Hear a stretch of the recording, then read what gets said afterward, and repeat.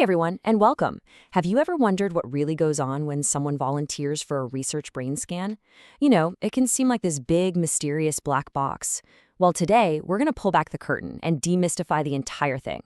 We're talking from the moment a person walks in the door, all the way to the final pixel of data. So yeah, this is the big question, right? We're going to follow the complete journey. Think of it as a behind-the-scenes tour, showing you how this incredible technology actually works to help us understand the brain.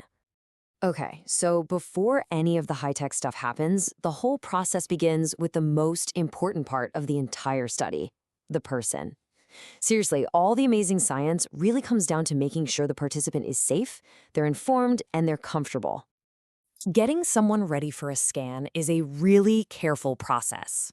First things first, and this is absolutely critical, they have to pass a safety screening to check for any metal inside their body. Then, all the metal on the outside has to go. We're talking jewelry, belts, coins, you name it. And finally, it's all about simple comforts. A quick trip to the restroom, and then getting them all settled on the scanner table with pillows and blankets. This quote really gets to the heart of it. The key thing here is being still. Like, really, really still. Even a tiny little head nod can blur the images. So the quality of the data, the science itself, is completely dependent on that person feeling comfortable enough to stay perfectly still. All right, the participant is ready to go. So what are we actually doing in there? A lot of people think an MRI is just one single picture of the brain, but it's actually much more like taking a whole photo album. A single research session involves a whole series of different kinds of scans, or photos, and that whole collection is what scientists call the protocol. The very first photo in our album is almost always a structural scan. You can think of this one as the architectural blueprint of the brain. It gives us this beautiful, super high-resolution 3D map of all the physical stuff, the gray matter, the white matter pathways, and all the fluid-filled spaces. And even within these blueprints, there are a couple different styles. The T1 weighted scan, or T1W, is the real workhorse of neuroimaging. It takes about 5 minutes and gives us incredible detail, right down to a single millimeter. Then you have the T2 weighted scan, which kind of looks like a photographic negative of the T1. It's really useful for different things, especially a special version called FLAIR, which is great for spotting potential issues in the white matter. Okay, next up in our photo album, we add a fourth dimension, time. This is where things get really cool, because we're not just looking at a static picture anymore. These 4D scans collect a whole sequence of 3D brain volumes, one right after another. It's how we get to see the brain as a living, dynamic system. Now, there are two main types of these 4D scans. First, you've got functional MRI, or fMRI. This is like the movie of the brain. It tracks changes in blood oxygen to see which parts of the brain are firing up and getting active. Then you have diffusion-weighted imaging, or DWI. This one is like the roadmap. It traces how water moves around to map out the brain's physical wiring and all its connections. So we've got our main pictures, the blueprint, the movie, and the roadmap.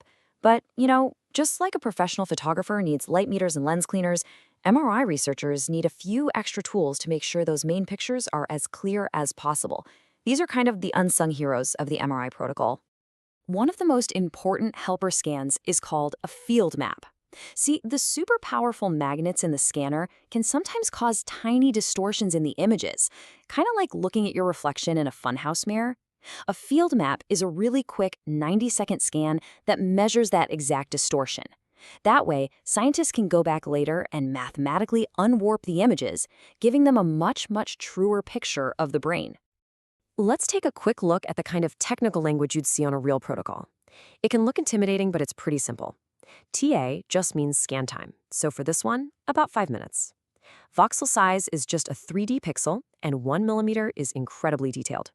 And TR, or repetition time, just tells you how often the scanner is listening for a signal from the brain. In this case, it's every 2.3 seconds. Easy, right? And all those parameters bring us to this fundamental challenge in MRI, what we call the trade-off. You just can't have everything. Designing a good protocol is always a balancing act. If you want higher resolution images, it's going to take more time. If you want a cleaner signal with less noise, that also takes more time. So researchers are constantly juggling scan time, image detail, and signal clarity to get the best possible data. So the scan is done and the participant can go home. But for the data, the journey is really just getting started. We have this folder full of raw images, but how do we turn that into an actual scientific discovery? Well, the data comes right off the scanner in a format called DICOM. This is the universal standard for all medical imaging. But the thing is, it's very patient-focused and it's full of personal identifying information. For research, we need to protect privacy and analyze big groups. So we convert that data into a different format called NIfty. It's basically stripped of all the personal stuff and structured perfectly for scientific analysis. Now we hit another huge challenge. Everybody's brain is a slightly different size and shape. So how on earth do you compare brain activity in one spot across 100 different people? The solution is something called a standard space. Researchers use what's called the MNI template. You can think of it as a sort of average brain. And then they digitally stretch and warp each person's individual scan so it fits perfectly onto that standard template. And this is exactly why that MNI space is so important. You've heard the saying, right? To compare apples to apples, you first need a standard apple. Well, the MNI template is the standard apple for neuroscience. It allows scientists to confidently compare brain data across huge groups of people. So after going through this whole journey, I think it's pretty clear that calling an MRI a camera really sells it short. It's so much more than that. It's an incredibly versatile scientific toolkit with all these different tools designed to explore the brain's structure, its function, and all of its complex wiring. So let's just quickly recap the big takeaways here. First, a research MRI session isn't just one picture. It's a whole protocol made up of many different scans. Second, each of those scan types, structural, functional, diffusion, is there to answer a very specific and unique question. Third, the raw data gets converted from the medical DICOM format to the research-ready NIfty format. And finally, being able to compare brains across lots of people is only possible because we standardize them to a common space, like MNI. And all of this leaves us with one last really exciting question.